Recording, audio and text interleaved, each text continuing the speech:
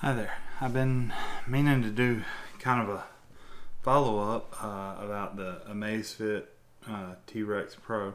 It's been going great for me, y'all. I can have no complaints as far as that. But what I wanted to do today was kind of just in general do a little bit of a fitness journey update and some things. I know I don't really look like I've gotten much more fit. What I had been doing was tried to focus on finding something dietary wise that worked. Sorry, that's anyway, I tried to find something dietary that works with my family because I have, the wife and two kids, and of course, one of them you wouldn't hardly say they're a kid. I mean, they're about to go to college in the fall. But what we eat in home has to kind of meet a lot of criteria to be something for the whole family. And so I had tried numerous different diets, tried different ways of doing things. And I recently settled on in the Lenten season to give one meal a day a try. And so during that season, initially I started out real strict, and my weight did trend down. Of course, I only did one meal a day. I decided I was going to do it just during the weekdays when I was at work, because then generally I'm away from the family because I'm at the office, and so in the evenings when I'm home with them, it would then free me to be able to just eat with them whatever they're eating, not have to worry about calorie restriction, counting this, counting that. So that's what I went with. And then on the weekends with church, and since family, we may or may not be doing things. Okay. So that was what I was doing, and it was doing fine. I got from in the about 320s, probably I think the worst was maybe about 328 or so, and got it down to where I was approaching breaking under the 310s, but different things in life. My son graduated high school, and so we were doing all of that over the graduation weekend, and so different little things kept me breaking out of my one meal a day sort of thing. And I had noticed at one point it didn't seem like the one meal a day was still tracking. So I did a lot of research, because to get through the day, of course, I was drinking fluids, and I started, like I said, strict with just water. Then working in an office and sometimes not getting as much sleep as I need. Pointers there, get your sleep. I opted for tea. Figured tea, pretty good, unsweet. I know travesty in the South, but still tea. And at Sonic, which is on my route there, the tea, I could get it with a no sugar, just a little hint of flavor to cover a little bit of the bitterness. And so I would do like either one of their peach, blackberry, or one of their different add-ins that was no sugar. And so that's what I would kind of get, a big old Route 44 one, sip on it during the first part of the day. By lunchtime, take a little bit of a break and pick another drink up, either from Sonic or maybe Nukes or somewhere like that, and kind of get through my day that way. Well, then that gradually slippery sloped into regular diet sodas, and I did notice in the weight trending that the diet soda time actually,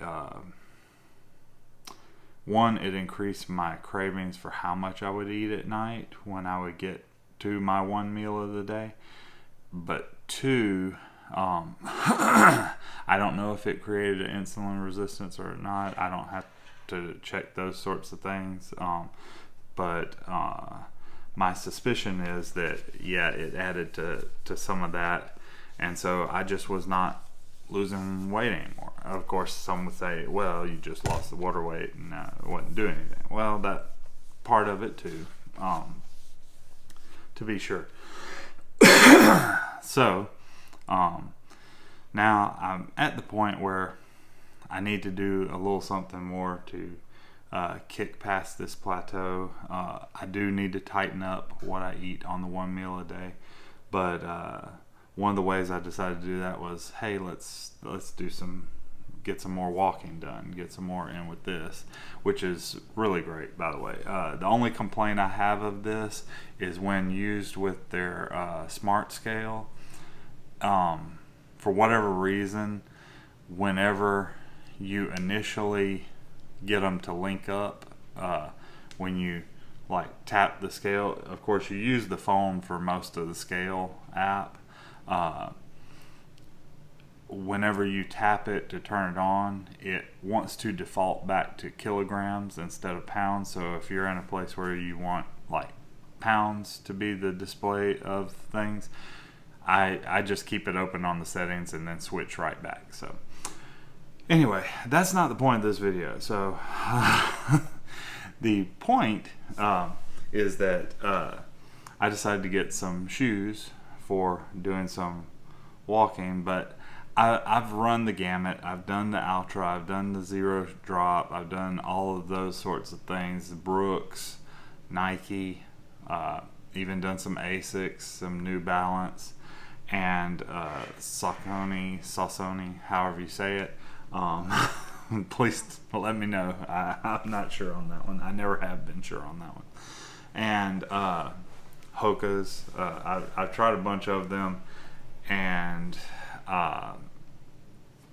the problem was, I know that there's a ton of research and a ton of money that goes into developing them with those companies and such, but my point is, I'm really not going to be running. I'm going to be walking at this point, and I need a shoe that's going to hold up for that, or at least be durable for that, that I can get a lot of miles in on, and especially with the way prices are on things and how expensive things are, it doesn't need to be $100 shoe.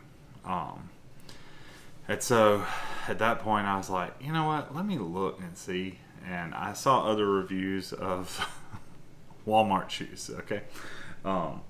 But interestingly enough, I know brands buy out other brands, but I settled on getting some of these. I also got some of their dad shoes, but Walmart stocks the Avia brand.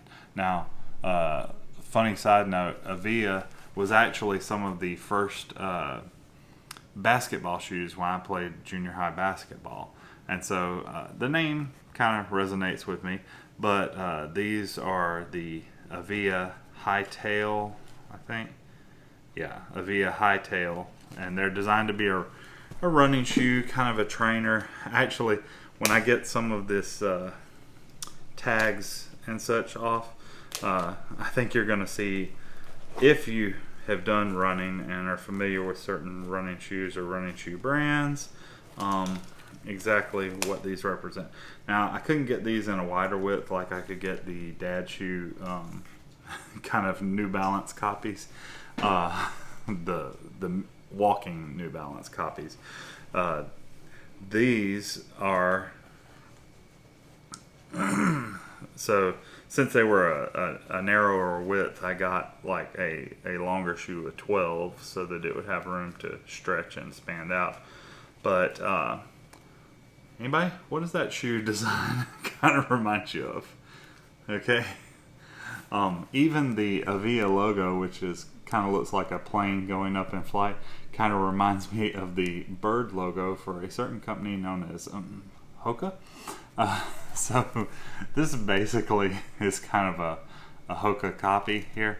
My wife and I were joking about it. I was like, so should I call them Focas or should I call them, no, we decided I'm in the South. It's a fake of Hoka. So these are Hokums, okay? So the Avia Hokums are what I'm going to be trying out today.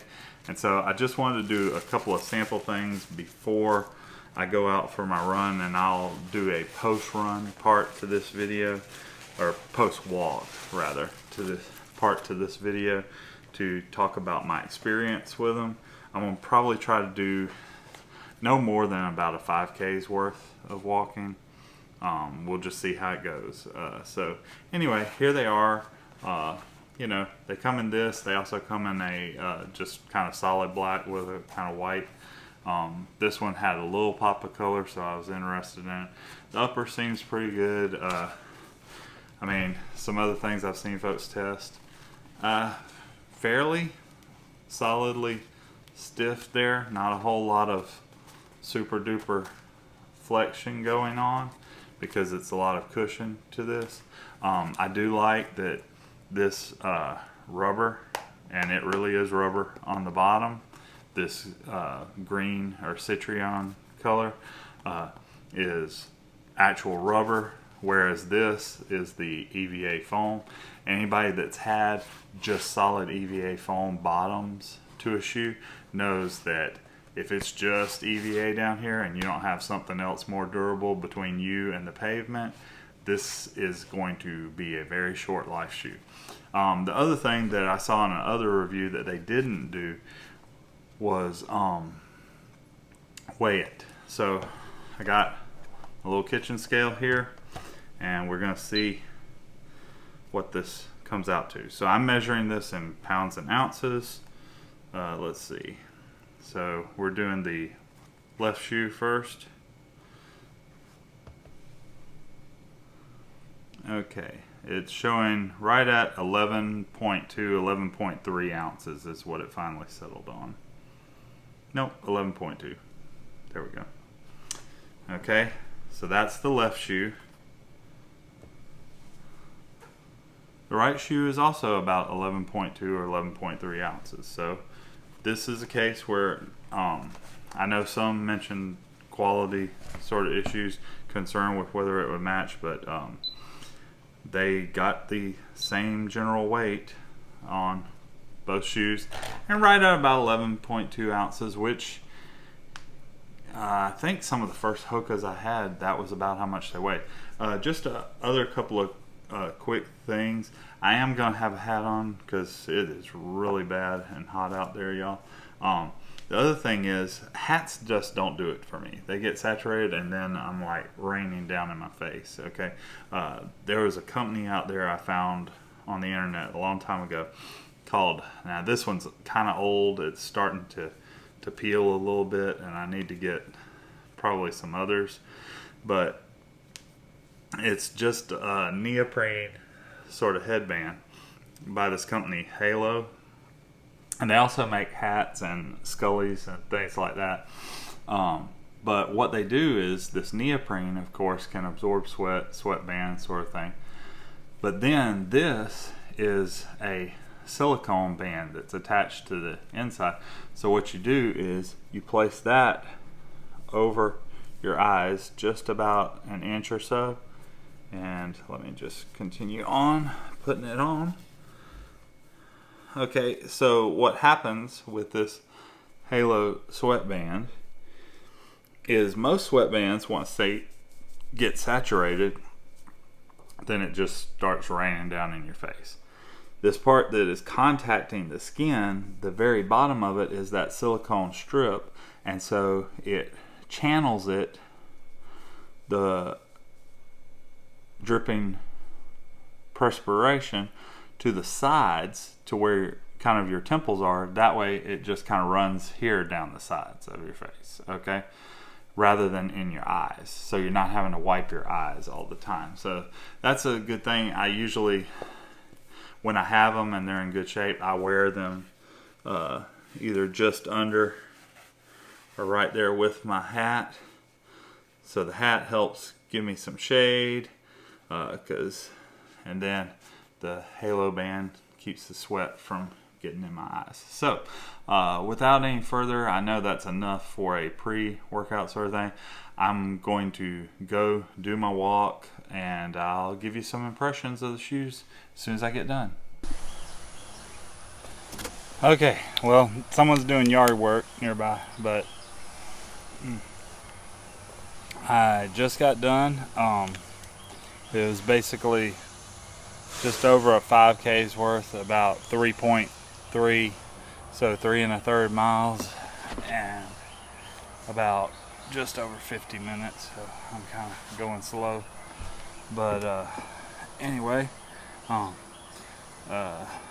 as I was putting them on, I noticed, like most shoes, when you get them, they laced them where they come in to the shoe, and I don't really like tying the shoes there.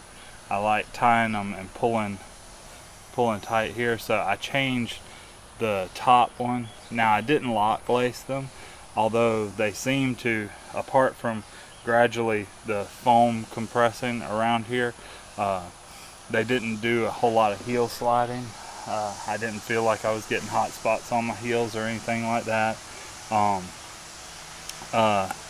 But when I was changing the lacing of it, this aglet on this one right here, as you can see, it's already split, and it's kind of, so that's one thing. The shoelaces, the aglet wasn't in really good shape, but you know, that can be dealt with and live. As you can see the rubber, I mean, I was doing all road there, and you can see it did not wear down that a bit. Now, if this had been this stuff, you can see a little bit of wear in there where it got on some of that. Little bit of compression to the foam, you can see the lines. But other than that, it felt like it was very similar to my first experiences with the Hoka Cliftons many years ago. The upper is a little bit beefier than those, but the foam seemed to be a little stiffer. So it may take a little longer to break in. There wasn't a ton in terms of arch support, so if that's something that you need, I would suggest either insoles that you use would go with this, possibly. I haven't tried any with them, but if you need that arch support. But really, I mean, I can't argue with the price as far as the performance. I thought it was going to give me a little bit of problem on that arch sort of thing, because in about the first third of a mile, it seemed like as my feet were getting warmed up, that my old bout with plantar fasciitis was going to come into play, but it did not. So kudos.